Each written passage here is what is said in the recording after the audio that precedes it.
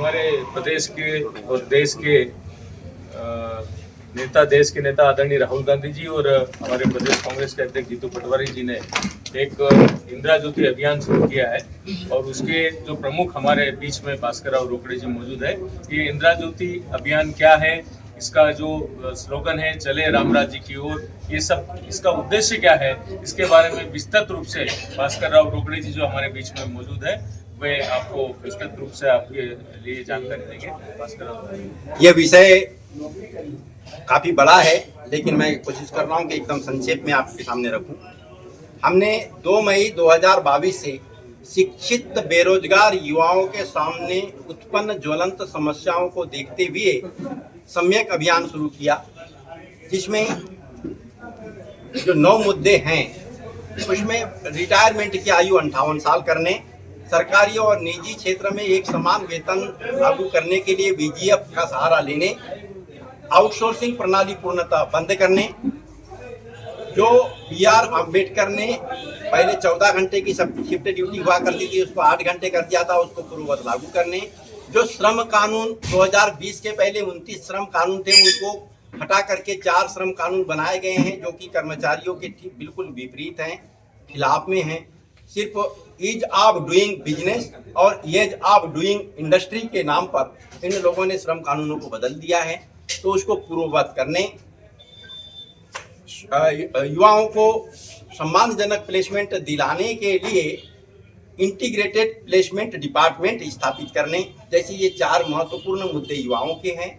समतामूलक सामाजिक व्यवस्था के लिए जातिगत जनगणना का मुद्दा सबसे पहले सम्यक अभियान के माध्यम से उठाया गया था, जिसपे बाद में राहुल जी ने बहुत तेजी से उठाया और अंततः सरकार को विवश होकर के जातिगत जनगणना का निर्णय लेना पड़ा।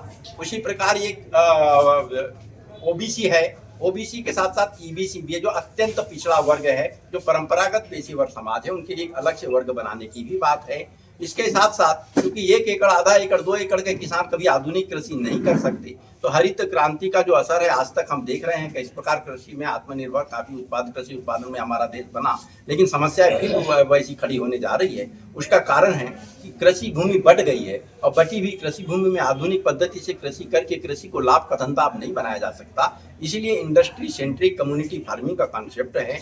और ये जो राजा महाराजाओं के पास में अभी भी जो अंधाधुंध संपत्ति है, किले और महल हैं, ये किले महल इनको रहने का अधिकार ही नहीं है, क्योंकि सरकारी हो जाना चाहिए, आर्कियोलॉजिकल इंपॉर्टेंस के है, ये इनको सरकारी होना चाहिए। इनके पास जो संपत्ति है उन्होंने गलत तरीके से उसको अपने पास सीलिंग एक्ट के पास भी बचा के रखा है, उस सब की जांच होना चाहिए। ट्रस्ट बना के रखा है, उन सारी ट्रस्टों को नष्ट कर देना चाहिए। और देश और प्रदेश बहुत अधिक कर्ज में है, इसलिए उनकी सारी संपत्ति को सरकारी कर दिया जाए और उस संपत्ति से जो अर्जित हो उसको युवाओं के भविष्य को संवारने के लिए उसका उपयोग हो, इंडस्ट्रियलाइजेशन के लिए हो, युवाओं के लिए सम्मानजनक अवसर दिलाने के लिए। ऐसे ये 9 सूत्रीय अभियान रहे हैं। बीच में एक बड़ी विचित्र घटना घटित हुई कि बदले की भावना से, चूंकि इंदिरा जी का नाम आज भी बहुत अधिक पॉपुलर है, लोग जानते हैं, तो उस प्रसिद्धि को अर्जित नहीं कर पा रहे हैं ये। इसलिए एक बार का ये वाकया हुआ कि शिवराज सिंह चौहान ने अपने पार्टी नेताओं को संबोधित करते हुए कहा कि कुछ ऐसा प्रचार किया जाए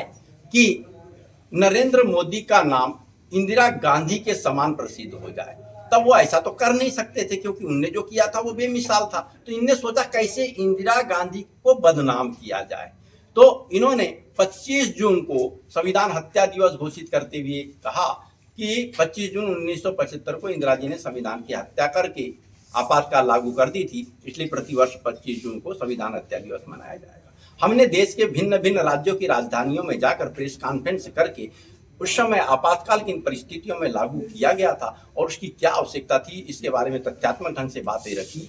और उसके बाद हमने देखा कि भाई हमारे मध्य प्रदेश की तो बात की जाए तो राजमाता विजयाराजे सिंधिया ने ही पूरे देश भर के राजा महाराजाओं को एकजुट करके इंदिरा जी को पद से हटाने का संकल्प ली थी और उनके कारण ही पंडित द्वारिका प्रसाद मिश्र की निर्वाचित सरकार गिर गई थी और उनके पोते ने भी वही काम किया 2020 में, उनके कारण सरकार गिर गई। तो हमने बोला कि इस राजघराने ने बहुत परेशान किया है इंदिरा जी को। इन्हीं के महल के सामने हमने इंदिरा जी की 107वीं जयंती को संकल्प दिवस समारोह के रूप में आयोजित किया और उस दिन 4 वर्षीय इंदिरा ज्योति अभियान की घोषणा किए।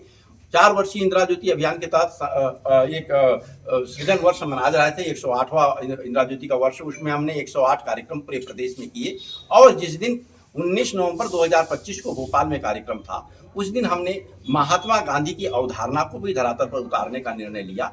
महात्मा गांधी 11 सितंबर 1929 को नवाब के आमंत्रण पर भोपाल आए थे और उन्होंने वहां कहा कि देश जब स्वतंत्र होगा तो देश में राम राज्य स्थापित किया जाएगा। कुछ सवाल ऐसे उठे थे कि क्या वो हिंदू राष्ट्र बनाएंगे, तो उन्होंने कहा हिंदू राष्ट्र की बात नहीं है, उनके लिए राम और रहीम सब एक समान है। वे ऐसा राज्य बनाना चाहते हैं जिसमें कोई दुखी न हो, भय न हो, भ्रष्टाचार न हो, भेदभाव न हो। तो उस राम राज्य की आज नितांत आवश्यकता है। आज राम के नाम पर बहुत ही गलत काम किए जा रहे हैं। राम को आड़े लेकर के रावण की दहाड़ मार रहे हैं लोग। तो इसलिए हमने चले राम राज्य की ओर अभियान संकल्प यात्रा भी शुरू किया है। और हम आपको बताना चाहते हैं कि महात्मा गांधी ने 6 जनवरी 1921 को छिंदवाड़ा के चिटनीसगंज से असहयोग आंदोलन की शुरुआत की थी। तो उसी स्थान से हमने 6 जनवरी 2026 को चले राम राज्य की ओर संकल्प यात्रा, जो कि महात्मा गांधी की अवधारणा पर केंद्रित है, और इंदिरा ज्योति यात्रा का शुभारंभ किया है। महाकौशल से यात्रा पूरी हो गई। उसके बाद में चूंकि कुछ निजी कारणों से मेरे को दिल्ली जाना पड़ा, लंबे समय तक वहाँ रहना पड़ा। उसके बाद अभी 3 तारीख से हमने, इसी महीने की 3 तारीख से आपके मालवांचल की यात्रा शुरू किया है और ये भिन्न भिन्न जिलों से होकर आज आपके झाबुआ में आई है। इसके बाद ये हम लोग जो है चंबल जाएंगे। चंबल के बाद में और भी देश के राज्य के भिन्न भिन्न अंचलों में जाने के बाद छत्तीसगढ़ और राजस्थान में ये यात्रा जाएगी।